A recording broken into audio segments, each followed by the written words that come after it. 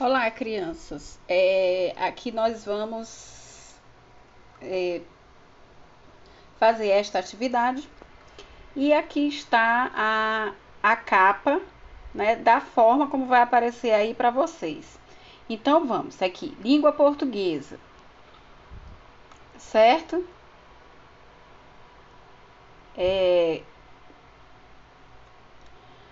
Tem a capa e você vai ver esta capa e se puder pinte, se não, se puder imprimir, imprima, mas você tem que colocar o nome da escola, a turma, o professor e o nome do aluno. Segunda questão. A segunda questão fala sobre língua portuguesa, sobre fábulas. Aí tem fábula, é uma narrativa em prosa que é desenvolvida com personagens humanos e seres irracionais, os quais, a partir de suas ações, transmitem diversos valores sociais. Qual é a fábula que nós temos aqui? A cigarra e a formiga, de Ruth Rocha. Você vai ler e vai responder. Aqui para vocês super tranquilo. Você vai copiar lá no seu caderno. Questão de caneta azul ou preta. Questão número 1. O que a formiga fez no verão? Você vai copiar. Questão número... Aí pula uma linha para poder responder. Se você for imprimir, não precisa. Capriche na letra. Vamos lá. Segunda atividade... Página 3. Tá aqui. Coruja e a águia. Aí você vai ler. Coruja e águia, depois de muita briga, resolveram fazer as pazes.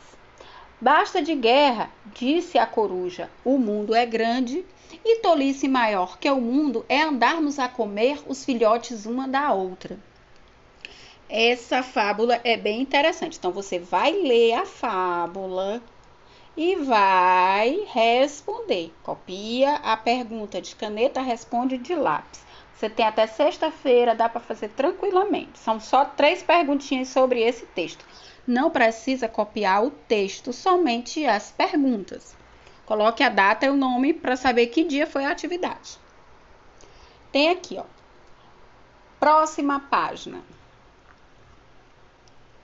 Página número 4, tem aqui, quarta questão. Procure no dicionário as palavras abaixo. O que é dicionário? A gente já conversou que dicionário é um livro, muito também conhecido como o Aurélio, em que as palavras vêm várias palavras em ordem alfabética e que contém o significado das palavras. Então, você vai...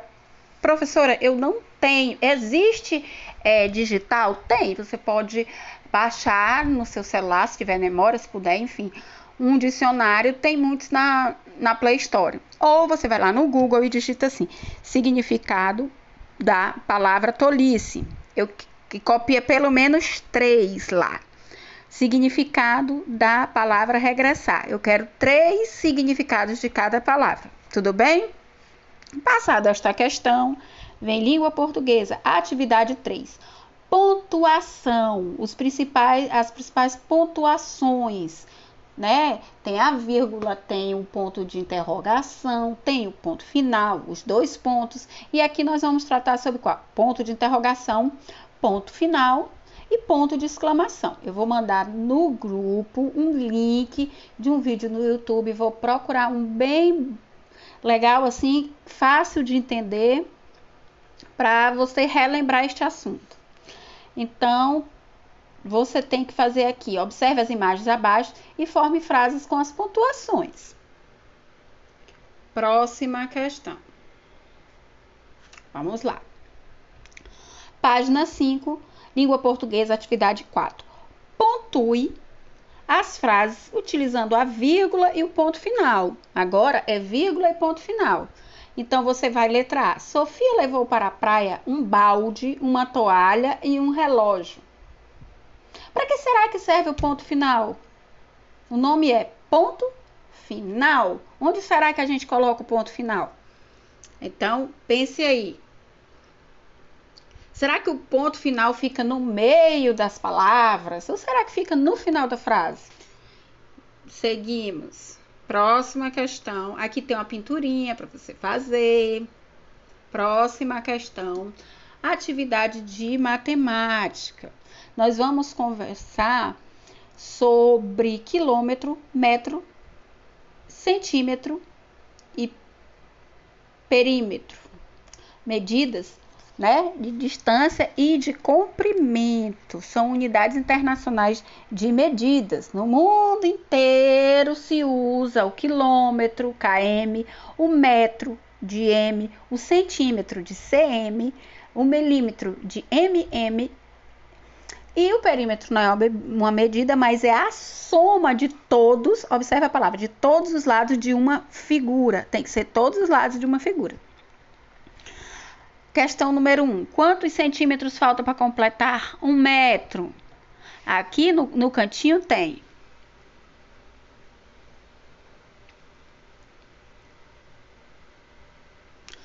Lembrete, 1 metro é igual a 100 centímetros. Aí vamos para a próxima questão.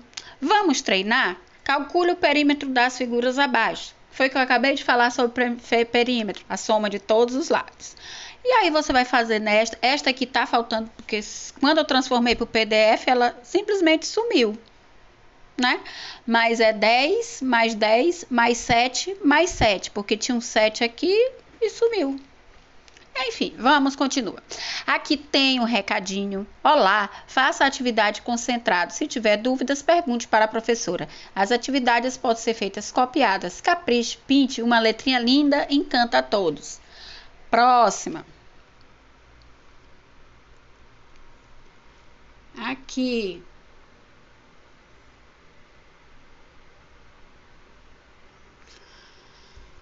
Temos um quadrado. O quadrado tem 4 lados iguais. Soma todos os lados. Qual é o perímetro do quadrado? Atividade 6. Miguel quer trocar o piso de sua sala. O piso escolhido tem a forma quadrada, todos os lados iguais, com 25 de lado. Qual o perímetro de cada piso? O quadrado tem 4 lados iguais, ele já está dizendo que um desses lados tem 25 centímetros. Então, você tem que somar todos os lados e todos os lados têm o mesmo 25 centímetros.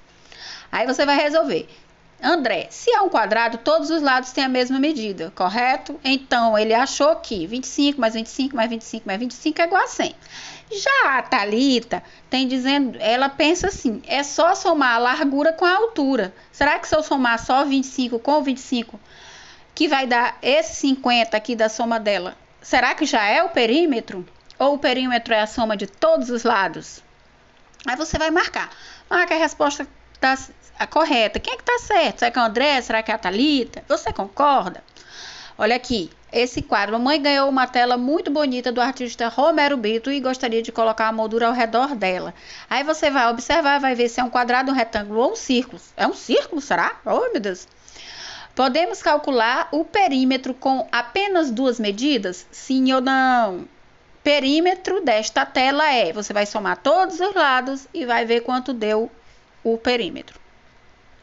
Mamãe tem uma moldura em casa. Essa moldura tem 55 e 55. 60 embaixo e 60 em cima.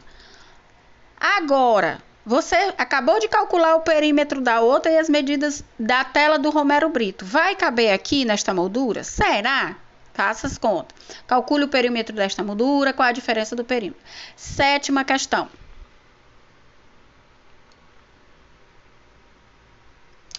Lembrando, figuras espaciais ou planas, elas têm comprimento, altura e largura. Figuras espaciais não planas, elas têm comprimento, altura e largura. Aqui o exemplo do livro. Pirâmide, um poliedro.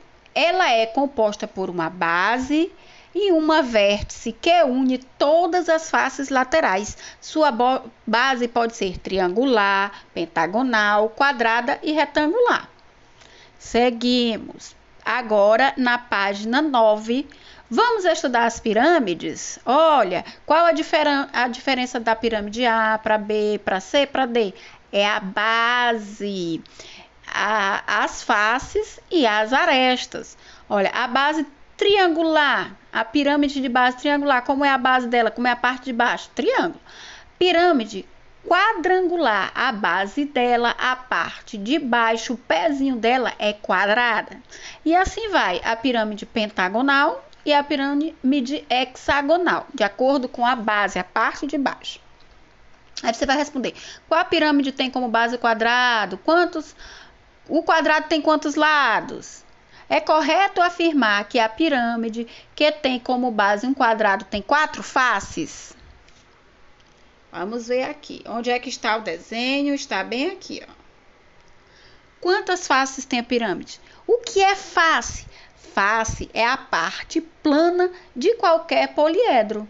Aresta são segmentos de retas de encontros de faces. E as vértices são o ponto de encontro das arestas. Seguimos.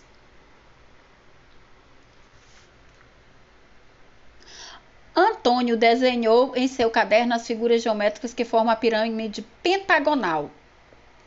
Desenhou aqui. Agora, observe as figuras geométricas que formam.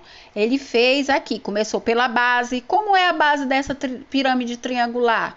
É um triângulo. E quantas faces tem? Você vai fazer, ele aqui contou que na dele tem 1, 2, 3, 4, 5. Né? Aqui na dele ele desenhou a base e depois ele colocou as faces. 1, 2, 3, 4, 5. Nessa daqui, como será a base? E quantas faces tem? Aí você vai ver esta questão, porque você é muito inteligente. Vamos lá. Próximo. Matemática, atividade 8, página 10. Temos alguns prismas. Temos mostrando a base e as bases dos prismas. Tem um azul que é bem quadrado, tem o segundo que tem a base triangular, tem o outro que tem a base hexagonal e assim por diante. E aqui tem um site que no PDF você pode clicar e já ter isso aí. Face é a parte plana de qualquer poliedro. Aresta, segmentos de reta de encontros de faces. E vértice, ponto de encontro das arestas. Então, está aqui desenhado.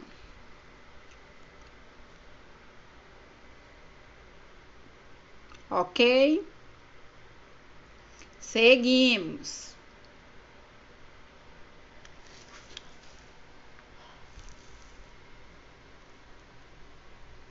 Observe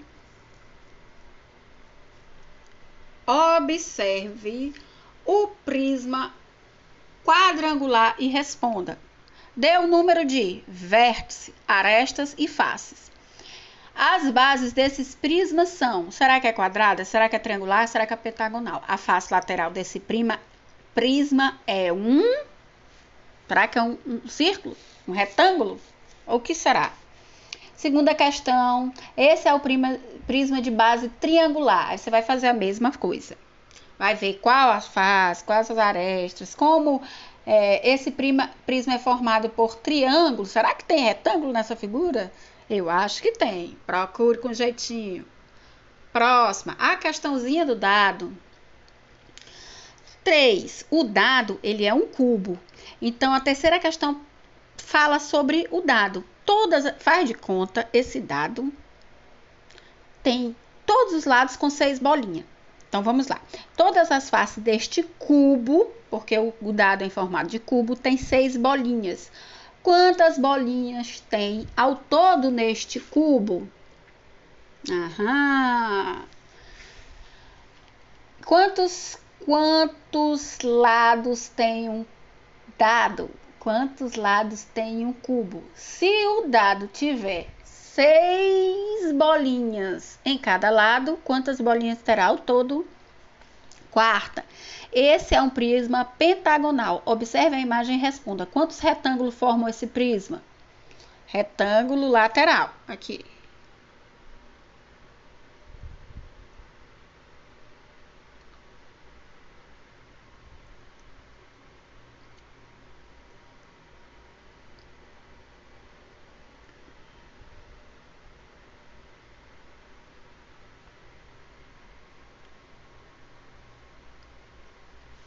e responda.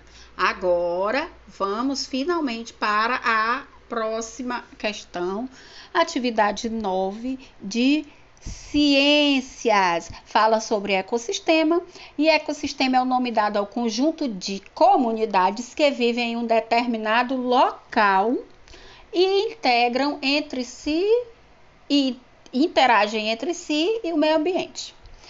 Ecossistema é formado por dois componentes: os básicos, que são os seres vivos da comunidade, tais como as plantas e os animais, e os elementos não vivos, que são as partes sem vida do ambiente, como o solo, a atmosfera, a luz e a água. Vamos lá. Então, aqui nós temos duas imagens aqui, né? E você observa que essas duas imagens são diferentes. Uma é do fundo do mar e outra é de uma floresta, de uma selva. Uma tem uma onça, outra tem peixinhos. Então, vamos lá. Próxima página, página 12. Leia o texto e observe a imagem acima para responder as perguntas abaixo. O que você entende como ecossistema? Opa, tem lá em cima.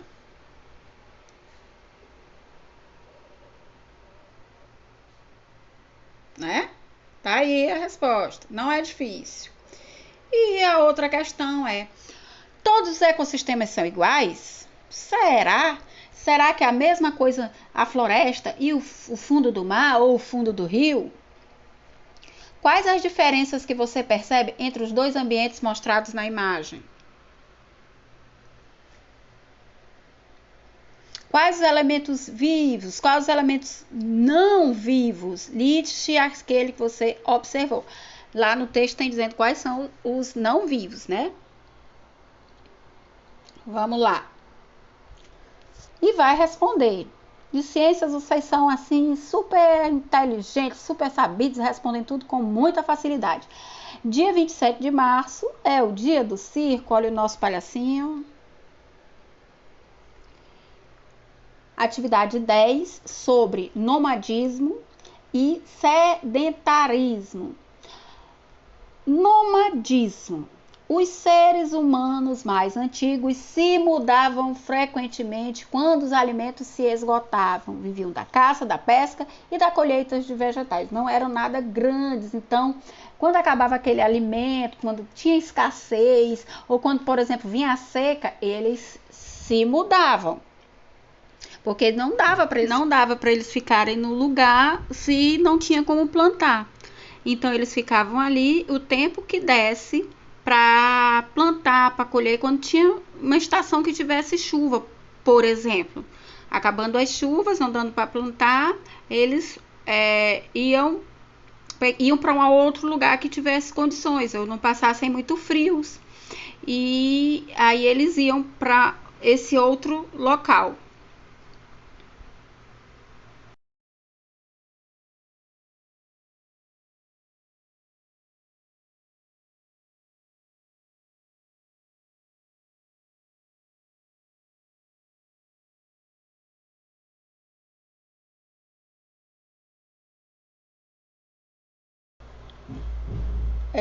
O comércio, né? O que é o comércio? Comércio é onde é vendido os produtos que são fabricados nas indústrias.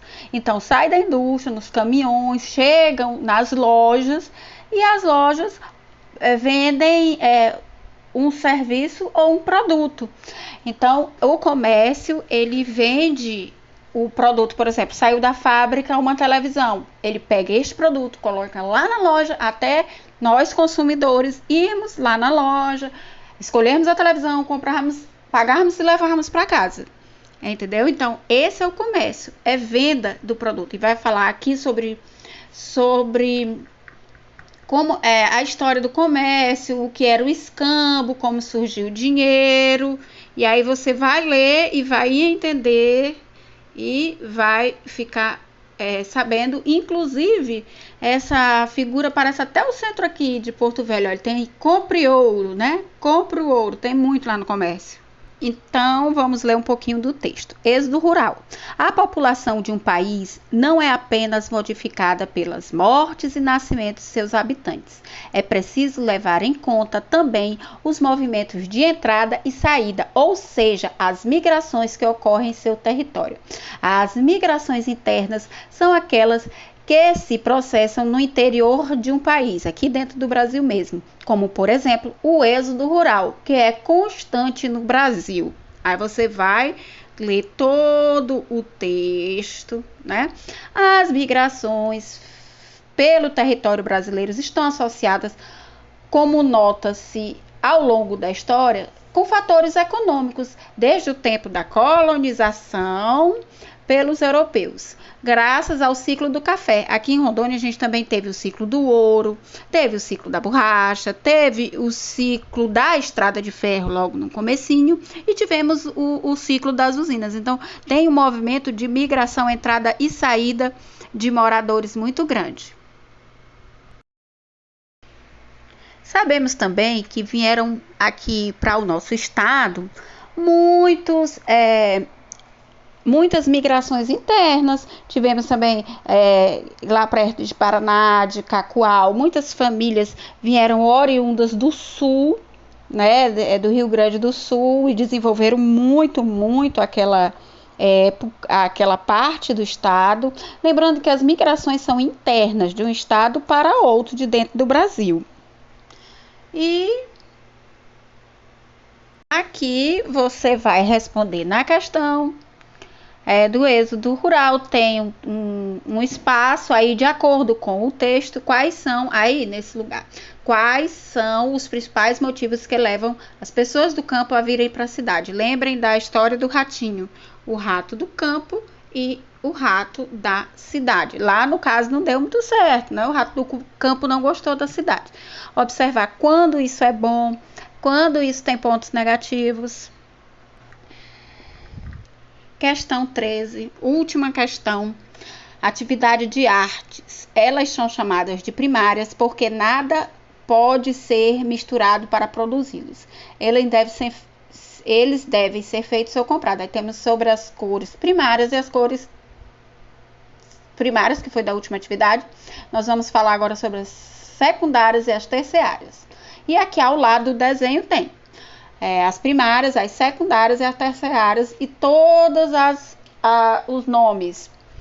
E você tem um retângulo onde você vai desenhar e ao lado tem e pintar, e ao lado tem o recadinho da Mônica, né? A Mônica dizendo: as atividades podem também ser feitas copiadas no caderno, capriche na letra, não precisa copiar os textos ou fazer os desenhos. Use caneta preta ou azul para perguntas e responda de lápis. Então, até a próxima, gente. Espero que vocês gostem. Qualquer dúvida é só chamar.